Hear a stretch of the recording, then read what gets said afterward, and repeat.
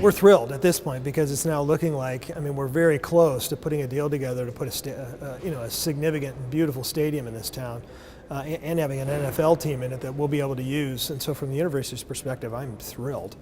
We're now in the next part of the process, we'll get down to some locations. The Sands Majestic Group is committed to doing that. They've said that they'll be talking to us about our site as one of the potential sites. Among the sites that they're talking about, they're all feasible from the university's point of view. So I can't complain about any of them. Of course, the 42 acres is more contiguous to our campus, so from our point of view, that would be the best for the university from the university's point of view. But the conversation will continue. There are a lot of different viewpoints that will have to be taken into consideration. If you were to put a percentage on it, is it 50-50 near the university versus another site? Where do you think it's at, or is it all up in the air? Yeah, I think it's too close to call at this point. But any of the ones that they talked about are certainly within striking distance from the university. So I mean, they'd all be beneficial to the university on some level. I think by the end of the meeting, I think that everyone realized that we're going to work together to find a compromise that works not only for the community and for what this infrastructure committee is trying to accomplish, but what ultimately works to bring the Raiders to Las Vegas and to build a stadium for UNLV. All of these things, they're never easy. I think that everyone raised a lot of serious questions. I think that we responded, accordingly and appropriately to the concerns that they had. I think that the one thing that we wanted to emphasize is that Sheldon Adelson is very committed to trying to get this stadium built and to build a new home for UNLV and to build a new home for the Raiders, to bring the Oakland Raiders to Las Vegas. And in the end, that is our ultimate goal. But it has to make financial sense for everybody. It has to make sense for the community. It has to make sense for Mr. Adelson. This is not the type of project.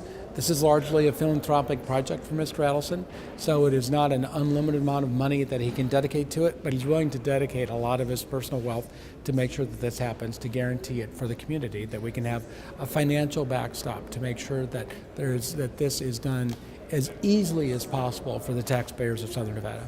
So you haven't had a lot of time to digest this, but I'm sure ultimately maybe Las Vegas Sands realized there would be some negotiating done on the $500 million number. Right. What's your next steps here? What's the plan for Las Vegas? So I think they threw out some good alternatives. I think that we're going to go back and look at the overall amount of public funding and see if we can negotiate to an appropriate that is a level that we think is appropriate and viable. I think that they need to understand, I think was expressed by the Raiders, is that the NFL likes to see large public commitments, not only because they want to know that the community believes in it, but it's also a large statement, I think, that was initially viewed very positively by the NFL, that the public and private sector were willing to step up so quickly to finance a stadium to bring the Raiders to Las Vegas. When you start to see those numbers retreat, it can make the NFL very nervous, and that's what we didn't want to necessarily see conveyed today. So we've got to make sure that the NFL is comfortable that this package can be financed in the appropriate way. And I think that today was just a concept. It certainly wasn't a proposal. It wasn't a counteroffer.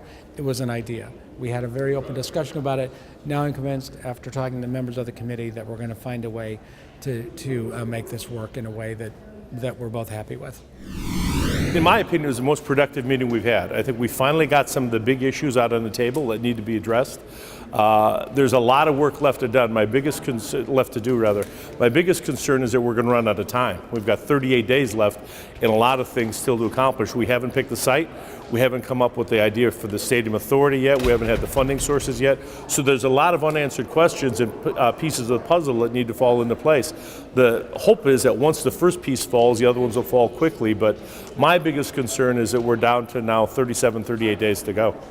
And talk about that alternate proposal that came up. I mean, you seem kind of irked a little bit that it sort of came last minute. I mean, what do you think? Yeah, it was. And the reason I'm a little irked or, surprised, I guess, and frustrated is I take this information that they put out really, really seriously. I like to read it, and I can't get enough out of it reading it just one time. I've got to look over it and ponder it and come back to it and look forward.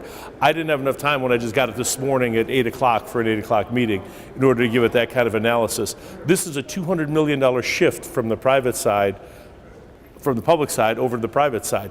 The private side, frankly, didn't have enough time to be able to say whether or not that they could afford that or they'd be willing to do that under these circumstances.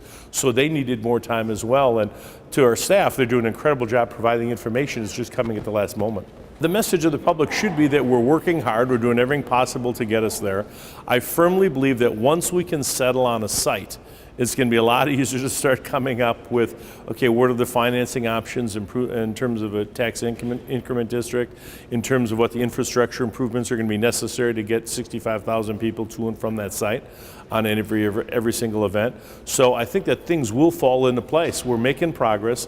I think we're going to have several more meetings, whether that means extending out the life of the committee, that's the governor's decision, or else cramming a bunch of meetings into a short time frame. The problem, if you cram meetings in and there's unanswered questions, staff has to do research and write the report in order to give back to us and on how quickly they can accomplish that. Raiders, just your feeling on them. They keep on showing up to these meetings. What's the vibe that you I get and I appreciate the Raiders organization continues to show up. I think it shows that they're committed. I disagree that Las Vegas is being used as a pawn in this, that this is used as a pawn to get a new stadium built in Oakland. I think that they're sincere in terms of their willingness to come here, but they've got financial ramifications that deal with their contribution and what the public contribution can be as well. It was interesting, I had never heard the fact that it's potentially could be viewed as a negative by the NFL, that the public participation contribution goes down $200 million, that potentially they could view that as a reduction in commitment by the public. I don't think that's true.